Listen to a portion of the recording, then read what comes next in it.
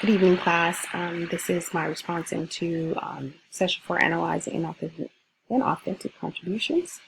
In regards to fake news, what I did was I found an article online where there was a shooting at a pizza shop, and the shooting was basically influenced by that there were false tweets about this particular pizza shop that's being used as a campaign site for the Democratic presidential candidate Hillary Clinton. And so the tweets that were sent out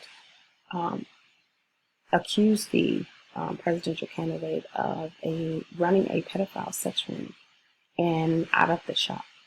And then based on that information that's being tweeted, it was then also being posted on different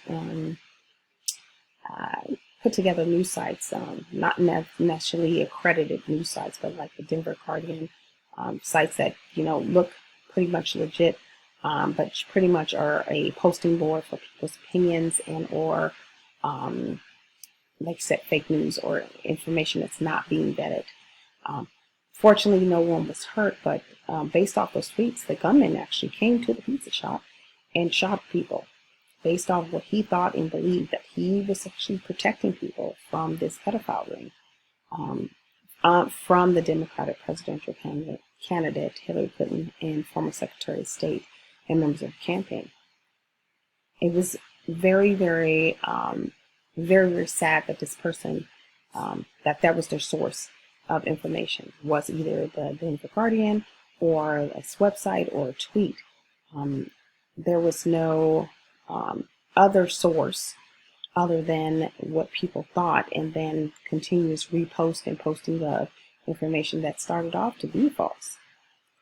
The problem is, and in this case, where the gunman's intent was actually genuine. It was authentic. Unfortunately, it was based on less than authentic and less than truthful information from either Twitter or from a news source or a less than reputable news source. What what Twitter and what other social media organizations have done are looking at information like this, information that's being posted, and looking at vetting it. A lot of times they will just immediately delete it before they can truly look and see or research to find its authenticity.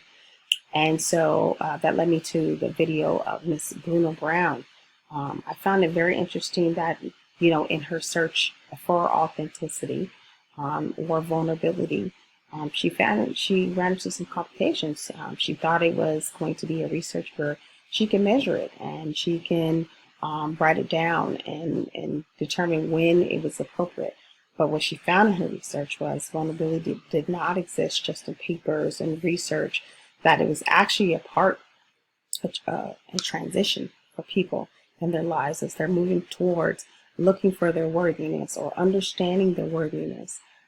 These are the areas of when people are more authentic, when they're open, when they are not necessarily sharing or opening about their business, but when the time is appropriate. When do you feel most vulnerable? Is that when you feel exposed.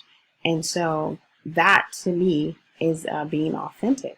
And in this case, it would have been authentic for Twitter to actually repost and either take the post down immediately and then say until the post has been vetted or until the information has actually been vetted, then we cannot knowingly allow anyone to post information about an actual establishment that received death threats.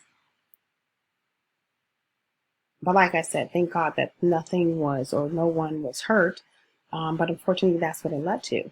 And so she talks about worthiness being the difference of, where people, I guess, a balance of or spectrum of people being vulnerable and fully embracing vulnerability to understand it's a beauty and it's necessary. It's willing to express their feelings and invest in a relationship.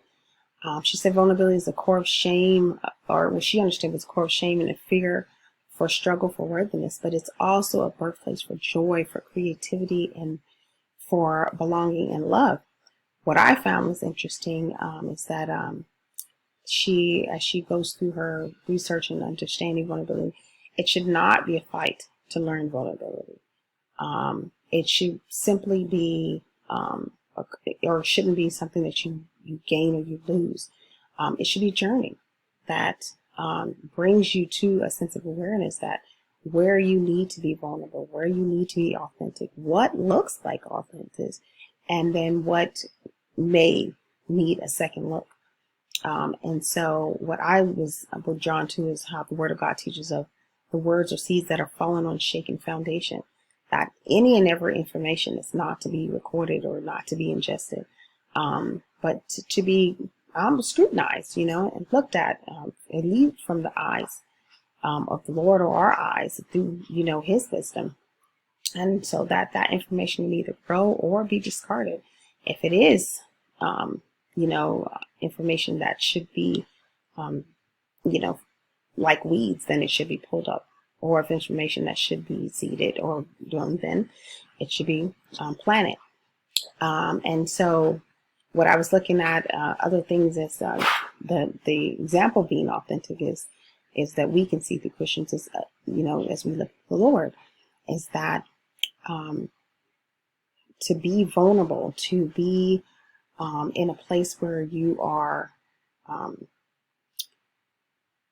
to love wholeheartedly, to open up your heart, to be vulnerable, to stop screaming, to start listening, to stop trying to numb our emotions, but to actually share them. I understand how we, in our words and our actions, impact people, and the place in the role that we play in each of our lives. It's just so interesting, and so that is what I pulled from this week's reading, and from the online article that I read about the online shooting at this pizza place. Thank you very much.